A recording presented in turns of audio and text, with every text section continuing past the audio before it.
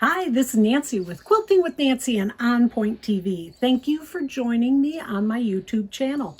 Today I'm going to take you through the quilting process for my newest book. So this is the Four Crossings book, and you've already seen, or if you haven't, you can go back to it, but there are 7 different parts to the construction of it. We did some blanket stitch applique, we did some foundation piecing, we did a lot of different techniques within there. So if you're interested in making the quilt, and I'm maybe doing the quilting that I'm going to do today, you might want to go to my website, which is On Point. No, let's go to the new website, quiltingwithnancy.com, quiltingwithnancy.com. Really, I go there all the time. Why it takes me so hard to remember it, I don't know. So I first want to show you the first quilt, which is the one on the cover. Now the quilt, the book itself has 2 different styles. You can do this quilt with the applique or the piecing. Now this one I've already quilted, so I'm not going to take you through all the quilting on this, but I will show you some of it. But this is the applique version. So that's got the large applique in the center. All of it I did fusible with the hot fix adhesives. And then it also has the smaller blocks up here in the setting corners. Now keep in mind, you could swap and use some of the piecing with some of the applique. That would be your choice. All the directions are in the book, so you'd be able to choose how it is that you want to complete your quilt.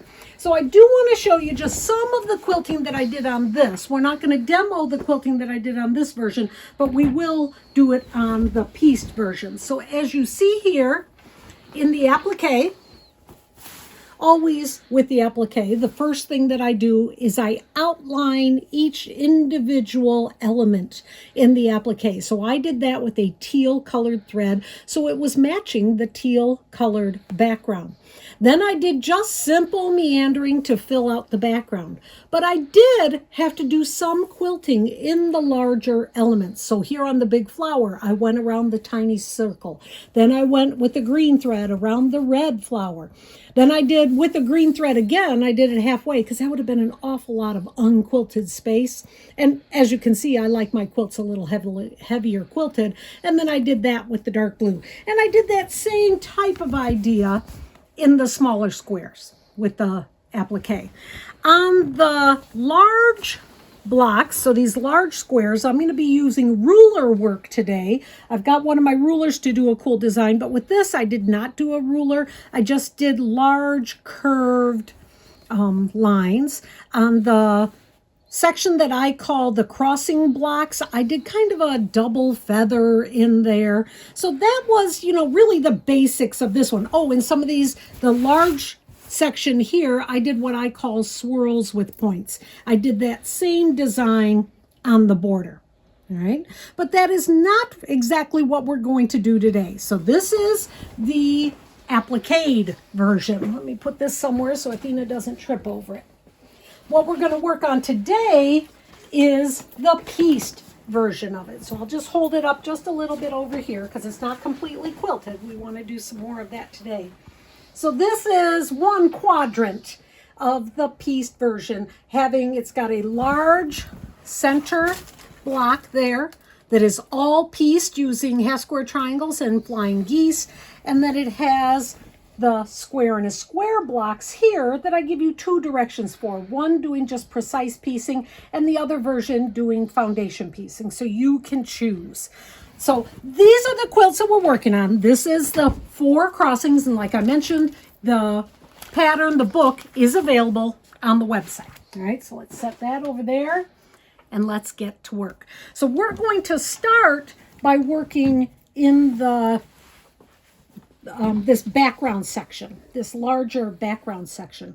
What I chose to use here is the olives. So this is what it's going to look like when we're quilting. Okay.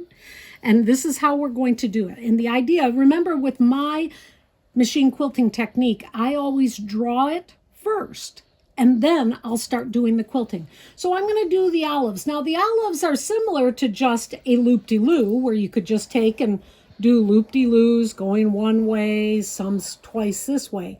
But instead, I did a double. So you come in, you make the circle, then you make another circle inside. So that's what they call an olive. Now, I didn't used to call it an olive. It was a viewer that told me, Nancy, those are called olives. And I said, all right, we'll call them olives from now on.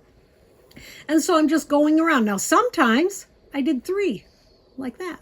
Sometimes I might just do 1 single small one, but the majority of them are a double like that. And I did that to fill in all of this background.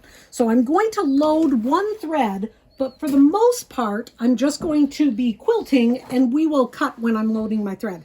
So I'm going to be using a Floriani. This is a polyester, what most people would consider an embroidery thread. Well, I think it is ultra fabulous for doing the machine quilting. In the bobbin, I have a fine weight. Let me show you what they are. They're pre-wound. They're from Wonderfill. So there's the Wonderfill. And these are the Deco Bob, which is their very, very fine weight. It's an 80 weight polyester. I purchased them in pre-wound bobbins like this, and they are available pre-wound bobbins. These are for the M size. M size is what a long arm quilter would use. My machine is a basis of a long arm. If you're using a regular machine, you would be using the L size bobbin, but these are all available at Wonderfill. Really, really love these pre-wounds. Okay. I've got in my needle is a little bigger because I do have a long arm base machine, but normally I would use like an 80 top stitch on a normal domestic machine. So how I like to change my thread up here at the top, I have this purple thread that's already threaded. I just cut it off, put on my next color. Oops, gotta unlock that. Then I'm going to tie a very secure knot. I tie these 2 together. Now this machine that I'm using is a Grand Quilter by Pfaff. There's a lot of different brands and versions of this machine. I purchased mine at Smith Owen Sewing Center here in Grand Rapids. All right, so now I've got that knot tied. And what I do is I come down here where this is the needle. I'm going to pull this thread. As I'm pulling it, I come up here and I take the thread out of the tension discs. So I just take it and I'll hold the thread out here a little bit. If you're pulling it through the tension discs, it's just a lot of pressure on that knot, and I find that it doesn't always hold. And when I get down to the needle, it actually goes right through the needle on this machine. Now, if you're on your domestic machine, you're not going to do this whole idea of tying the threads together up here. But when you're on a long arm style like this, it just makes life a little bit easier. I also will sometimes use my little boheen needle threader. That works really great for this too. And let me show you very quickly how that one works. Just trying to think of easier ways for you to do the threading of your machine. So with this, there's a little arrow right there. That tells me that's going to point into the needle. So before I put it into the needle, I'm going to put the thread through it, going horizontally. Then I can take and push it into the eye of the needle, grab the loop to the back, and voila, my needle is threaded. So maybe pick one of those up. They're available at firesidequilts.com. Now I'm going to prepare my hands. I'm not usually a glove wearer. Instead, I like to use Sortkwik. This is also available at Fireside Quilts.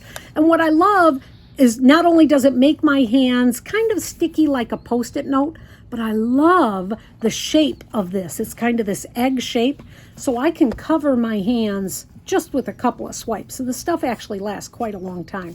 And then I rub them together. This does not stain or leave any residue on my quilt, obviously, otherwise I would not use it, right? Move my needle out of the way, and we're gonna go right here. This is where we're gonna start quilting the olives. Oops, and the camera mixed up on us a little bit.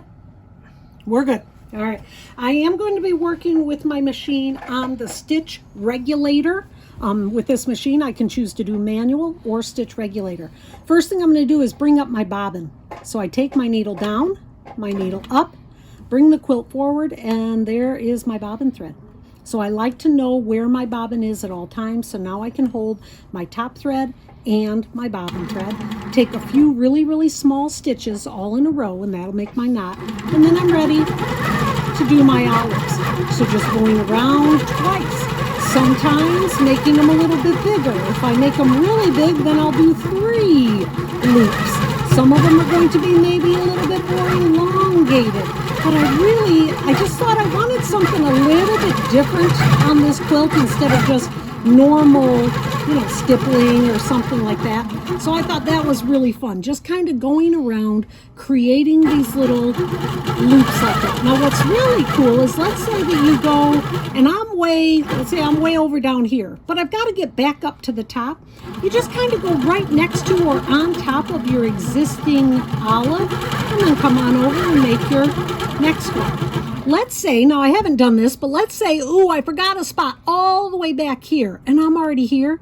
Instead of cutting my thread, I will just actually travel between all of the olives to get to where it is that I want to be doing a next little olive. So there's none of that getting stuck. Oh, I got stuck in a corner. I get that a lot from my students. How do I get unstuck from a corner, Nancy? Well, that's how you do it with olives. So I'm going to take it all the way back here where we were, kind of weaving my way between, and then start up with my circle stitch. Now I mentioned that I'm using the stitch regulator, so that's that faster and slower sound you hear. I can do this manually. This is on manual. So with manual, I usually get the machine going a little bit faster before I go. And oops, my thread broke because I was going too fast. But that's the idea of the olives. Next, I'm going to show you how to work in these square and a square blocks.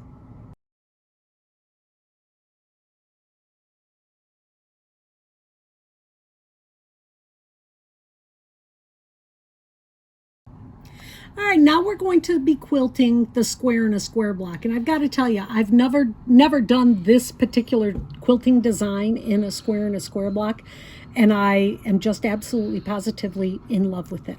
I love how I've got the threads going on the top and then another color, the inside color, coming to the outside. And I just think it really turned out really, really great. Although as I'm talking, I see here I forgot the little yellow on the inside of this little loopy like I have over here. So we will deal with that at another time. All right, so here is my drawing. Yeah, it's not super square in a square, but I think you get the idea. This is where I'm going to start. Generally speaking, I'm going to start kind of in a corner. And I'm going to do this connecting corners, which is where you're coming from the seam line to your stitching line. Should be approximately 1/4 of an inch. I'm going to do that all the way around the inside of the block.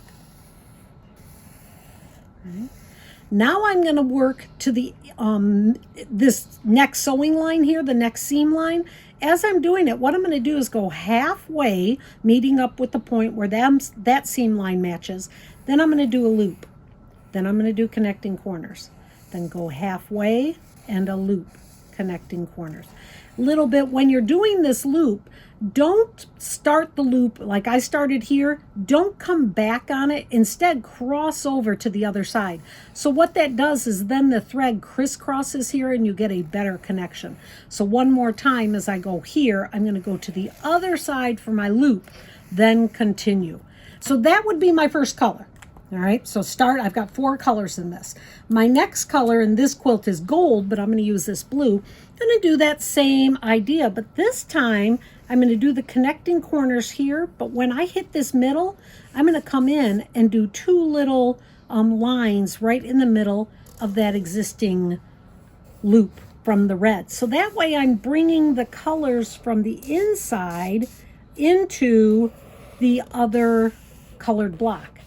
After I've done that, then I'm going to go and make smaller loops on the inside of this one.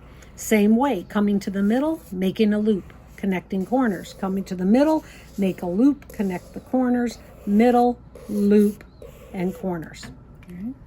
Now I'm going to come back with the next color, and in this case mine is red on the quilt. I'm going to do that same idea. So I'm going to do the outside first.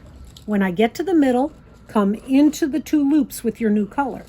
Come to the middle of the next one, into the 2 loops. And how you, like, I think I actually made a curve sort of in mine, sort of like that. When I'm drawing it, I'm not being as particular, but when I quilt it, I actually do like more of a little bit of a curve. Then come, and this time I have to find the middle because the square does not have a middle seam, and make a smaller loop, connecting corners, middle, smaller loop, connecting corners, middle, smalling loop, connecting corners, middle, small loop, connecting corners. Now I'm going for my last one, and I'm going to go back. Oh, I've got an orange pen here. All right. So this time I'm going to do connecting corners and just a big center. So starting here, going to come to the middle, go inside that existing loop, come to the middle, inside to the existing loop. So just like we had been doing so far, but now there is not a triangle for me to match, but this much space was too much left unquilted. I needed some quilting there for the equal density. So now I'm just going to do bigger connecting corners idea into the center. And that is how I quilted it. Now I'm only going to do one of the colors just because it would take a long time for me to do them all, having to do the different changes. But I'm going to do it right here on this red one. So I've already got the dark burgundy done here. The yellow went onto the inside. On the yellow, now I have the loop. So with the thread I'm using now, I'm going to come in and add that decorative stitch. And at this point, I can take my pin out. So let's see, where do I want to start? I want to start right here. So again, I'm going to bring up my bobbin thread. There it is. And then I'm going to hold that bobbin thread as I start. All right. I'm going to put it on the stitch regulator because I can. Okay.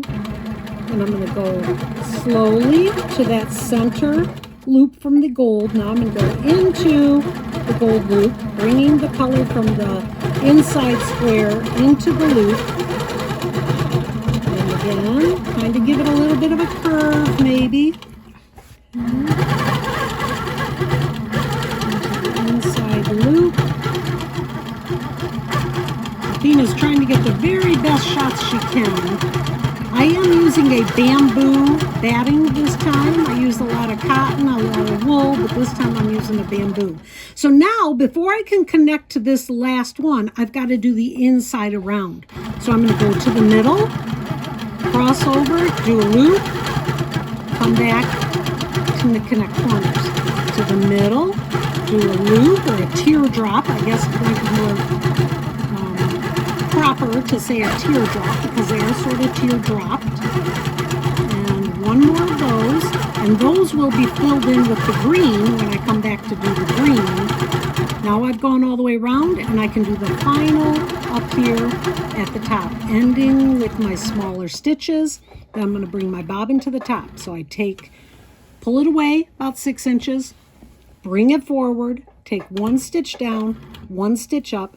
When I bring it forward, there is my bobbin thread and all the threads that I started with, so I can cut them off all at the same time. Now, I do know people that will actually take and thread those into the block. That would be totally up to you. I just have never felt the need to do that, so I don't.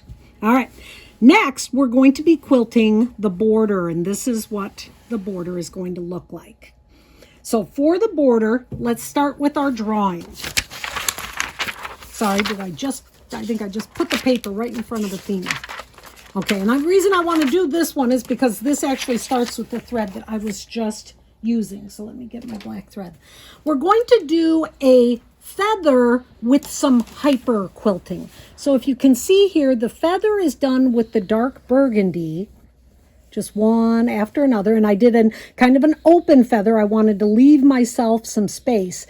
As I was doing that, I was doing a line of stitching that was coming about 1/8 of an inch in, and then when we come back with the hyper quilting, I'll do a line that's about 1/4 of an inch in as I duplicate that up here. So here is the idea for the open feather. The first thing you want to do is make a mark at the edge of your quilt. So let's say that this is the batting. Okay, so from the edge of my quilt in, I want to make a 1/2 inch line telling me don't go there because my binding will end up being 1/4 of an inch and my hyper quilting will come near the edge too. So I don't want to go there. And this is an open feather. Come up and it is kind of like a teardrop. There we go. Then I'm going to come straight and do another one following the curve of the last feather. Okay, so this little bit at the bottom is supposed to be 1/8 of an inch, and surprisingly I can quilt it better than I can draw it. I don't know if that's normal or not. When it comes to the corner, add one more kind of big fatter feather here so that as I turn the corner I have this kind of curve to follow. And the trick to making it look stylish is for the inside of it to have a curve that matches the curve of the outside of the last feather, then goes around. After I have done that part, then I will come, and I'm going to use my red marker so it'll be really, really bold. I'm going to add hyper quilting. So with a different color, I'm going to come here and here. Then I'm going to do a straight line to the next one, here and here, and then continue that in all of the feathers. All right, and this line ended up being about 1/4 of an inch from the edge, which I thought ended up working out really well for me. Okay, so that was the hyper quilting there. Then I did echo quilting here, bopping about 1/4 of an inch.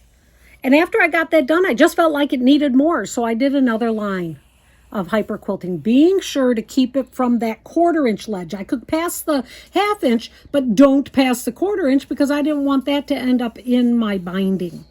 So that is what my border is going to look like. So drawing it first is my biggest information. My big great tip for you is draw it first. So I'm going to start right here. So I've got that same color thread. Let's give ourselves a little bit of space.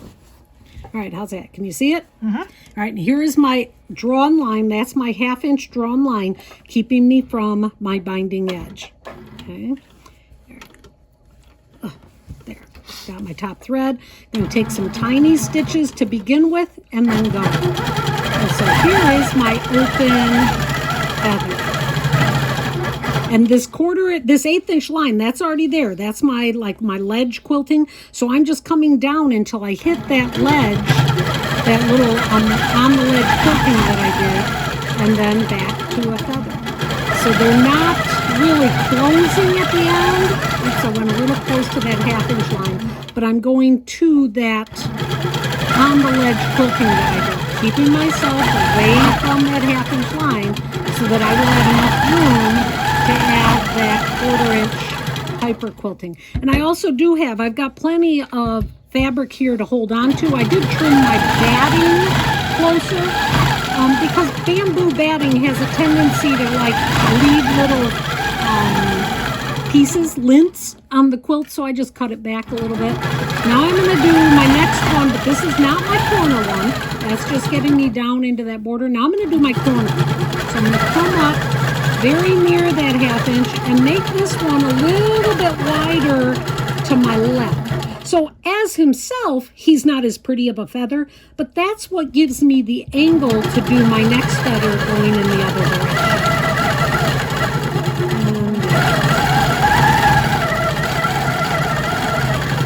And once I get these done, I'll put in my gold thread and show you how I do the hyper quilting.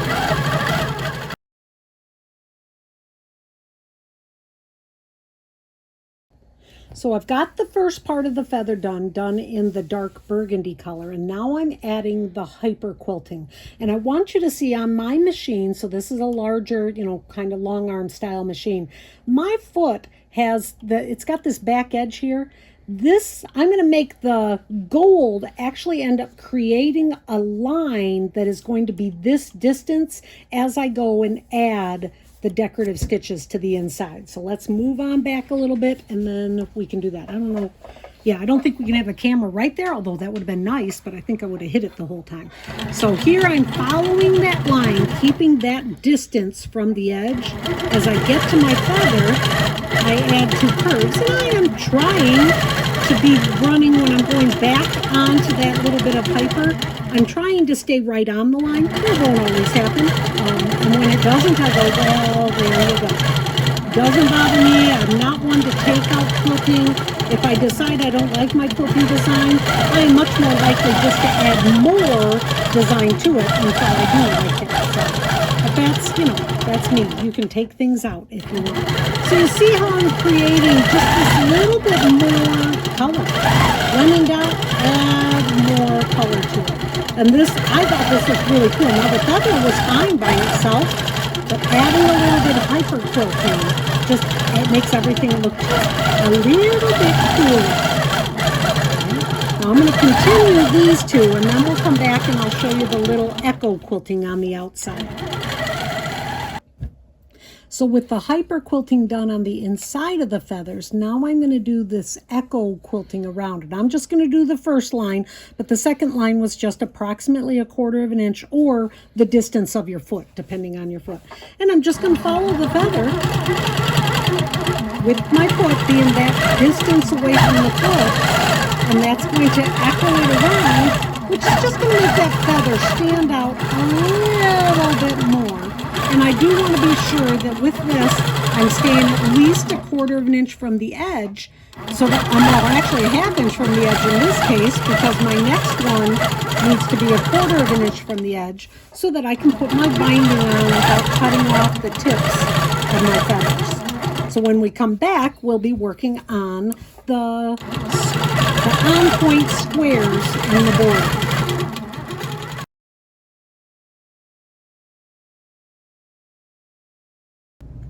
Now we're ready for the next step. So this is, I don't know, maybe my 3rd or 4th thread change. I think I used 5 different threads throughout this quilt. I enjoy that. Could it have all been done with 1 thread? Sure, it could have. Could it have been all done with invisible? Sure, it could have. That is totally up to you. But for me, more thread is better. So now we're going to work on this square. Is kind of an on-point square border. So the border is this section here, and these blocks are what I called in the video for making them the on-point squares. Now it's going to have the connecting corners on the inside, and then one of those teardrops on the filling that out.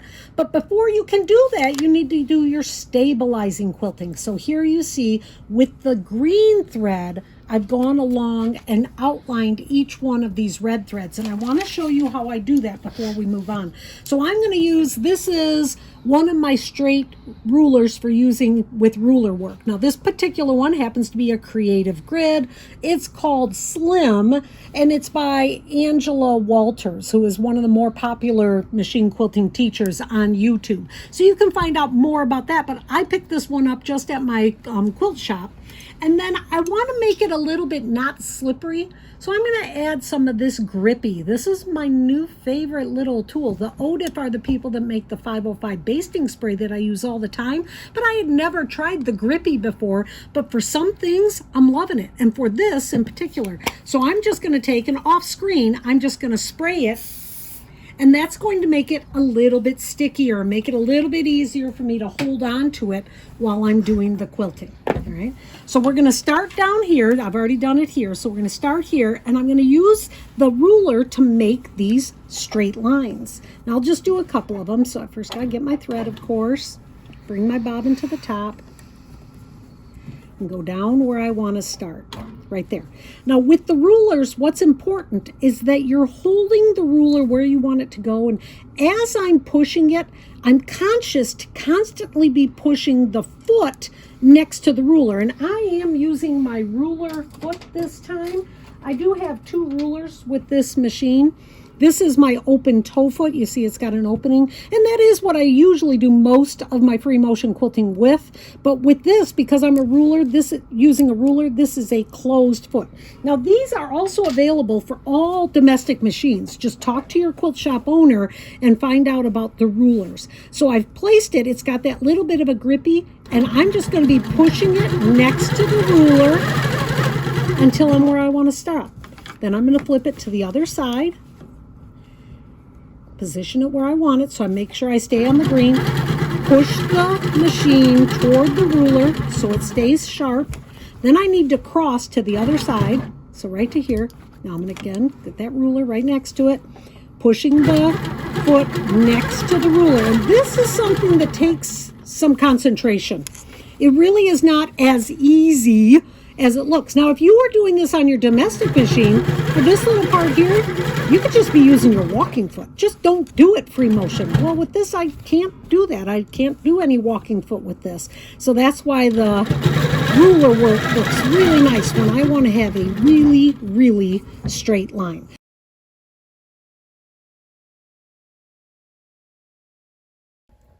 So this is the crossing block that I show you in the video on how to make it, and it's designed with these 2 crossings, so it makes actually an X throughout the block, and that's why I called it 4 crossings, 1, 2, 3, 4. And this is the quilting we're going to do here. So I already did the straight line going right here next to the actual, I don't know what shape this would be. It's not a square, it's not a triangle, it's sort of a pointed rectangle. Let's call it a pointed rectangle. So I did the straight lines using my ruler along the edge of the pointed rectangles, and then I did the olives inside there. And now we're going to be working on the design on the inside, which looks familiar, should look a little bit familiar. So let me see, let me find my page. Here it is. All right. So this is the shape, that kind of rectangle, pointed rectangle. And the idea is I'm going to do connecting corners around the pointed rectangle. So that's what, 6 connections, 1, 2, 3, 4, 5, 6. Then I'm going to come in with the teardrop and a little bit of accent on top of it. So again, it's going to be 6 connecting corners and then a teardrop with accent. Okay, so right here, and I did this with 3 different colors. So the half square triangle I quilted with the green with just 1 teardrop in the inside of it. And then these pointed rectangles, I used a dark burgundy, kind of an orange, and a gold. So now over here, I'm going to do this last one with the orange, this middle one. Let's see, where's my petal? There we go. All right, so I'm going to first bring up my thread. And then I'm going to do the connecting corners. So right here, connecting each time. I am using the stitch regulator on this. Getting the quilt positioned is the hardest part. So one more, getting that point down, coming to the other side, here. And now for the teardrop with the accents to fill in the block.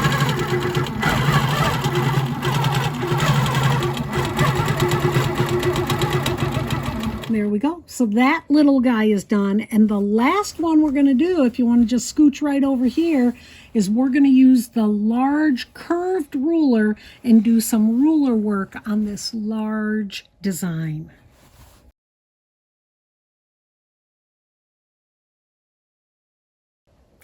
So we only have one more block to go, but I did want to mention a couple of things along the way. This idea of hyper quilting, of doing a quilting design and then adding with an additional color a little bit more design to it. That actually is a phrase that comes from a quilter whose name is Patsy Thompson. Now, she's been doing this a really long time. I remember when I was first introduced to her, it was probably 25 years ago, when she used to do DVDs for sale. But she does have a YouTube channel now, so I'm not sure what the name of it is, but look up Patsy Thompson or Hyper Quilting, and you should be able to find out more about her. I've always loved the work that she did, and her videos would be some of my favorite videos, especially from way back then when it was really hard to find videos on how to do this sort of stuff. But I want to show you, before we do the last large square, I want to show you what I did on the big centerpiece square and on these large center triangles. So basically on the big center square, I just did the connecting corners. So the idea of following the line, going 1/4 of an inch from the seam, and like there's the triangle right there. Now on some of the pieces, it would have left too much unquilted if I didn't do more. So for instance, on the green, I did the idea of the double connecting corners and then the one big connecting corners like I did on the other block that I showed you. Here on this square, I came in with 3 lines of quilting. On the very center, not sure if you can see that, but I added one of the teardrops with a curled little accent on the inside. So that was the big center block. On the large setting triangles on this quilt, I just did kind of a curve going back and forth because there is a slight directionalness to this fabric, and I wanted to kind of bring that out. So this line of quilting, which is not a straight line, just has a little bit of curve to it, makes it easier to do when you're not trying to do it straight back and forth. That kept that line there that I wanted to see. The last block we're going to do is another ruler block. So you've got to get yourself situated, keeping in mind I do have 16 inches of space here, which Makes a big difference, but this can be done on your domestic machine, and here is the block we're going to do it with. But this will be our little drawing. So with the drawing, I drew a 7.5 inch block because that's the size that this block finishes. And I'm going to show you how this will go. Now, I'm hoping this doesn't take too long because it's kind of a little bit time consuming, to say the least. The idea is I'm going to start here in the corner. I've made a mark in the very center of my block. Now, I don't have my little spinny wheel that makes it draw 1/4 of an inch away like my foot does, but you'll get the idea. So I'm going to come down and go to the middle. Leave my needle in the middle, transfer my ruler to the other angle. Make that part, oops, leave your needle down, don't let it move. Bring it in, so my needle would still be down here. I'd move my ruler around, back to the middle, move the ruler, that part of the teardrop. Not sure if I think my blue pen might be running out. Let's switch over to a pen I know you'll be able to see. All right. So with my pen, my needle down here, bring the ruler to the other side. That takes it to the corner, keeping the needle down. I keep moving my needle. That's going to be the big part. Then, oh, I've got to do one more side over here to finish this one.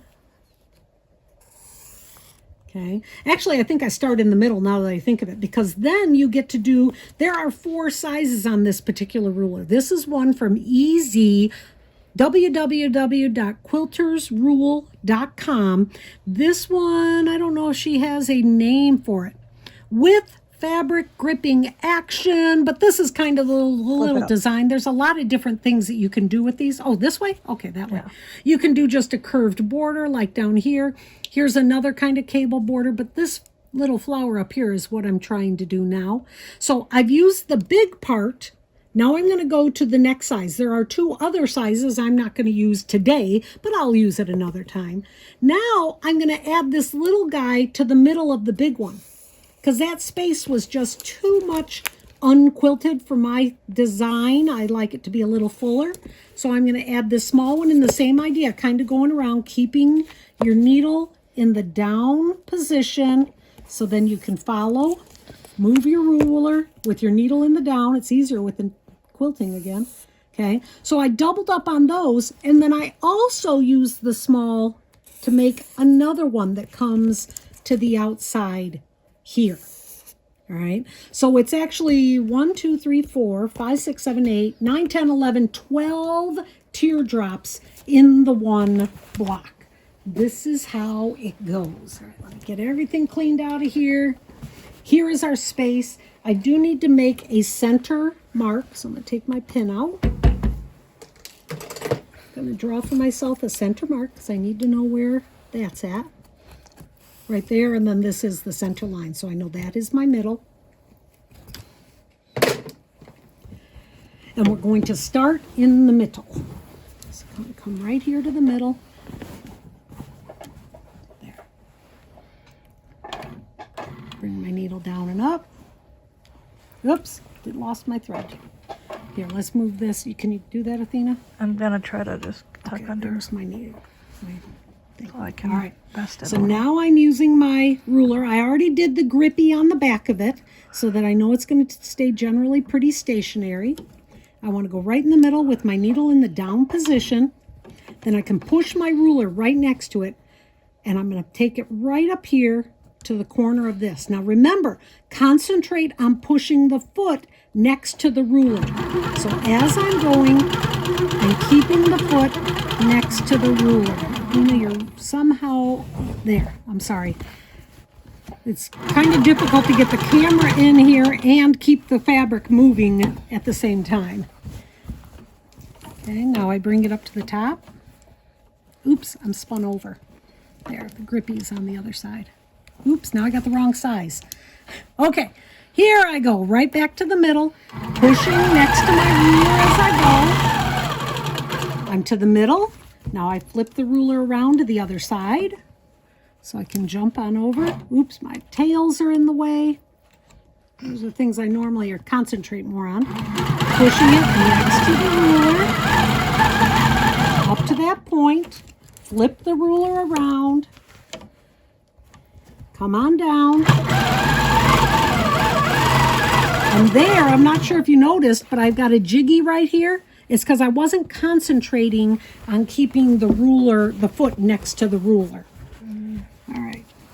Now I'm going to go to the other side, to the two sides. Concentrate, concentrate, concentrate. Keep the ruler, the foot next to the ruler. Push it constantly next to the ruler. Back up to the top. Flip my ruler around.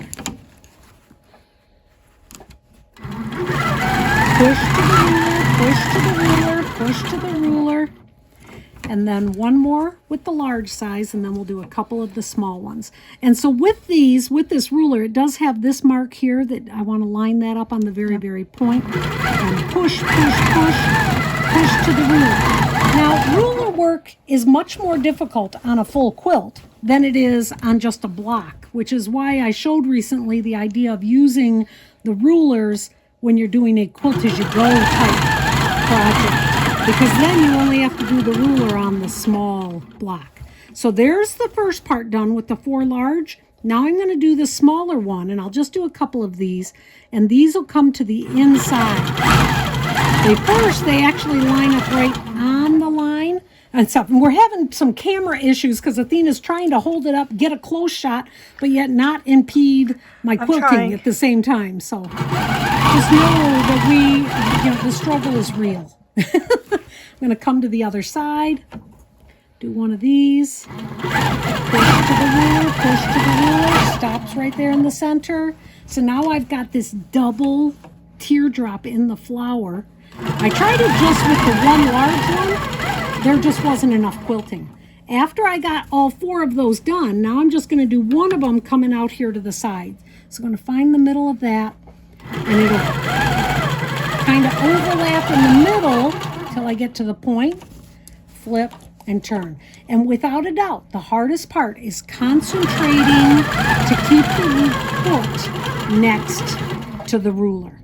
So that's how that was done with the ruler. After I got that all done, then I did just a little bit of stippling, teeny tiny, teeny tiny, teeny tiny quilting. Let me see if I could, can you see that here? I'm not sure if the lighting is great, but here I've got the big tier, the big feather, or the big leaf, the little leaf, and then these 2 on the, going on the sides. And then just a little line, a little bit of stippling inside there to hold that down.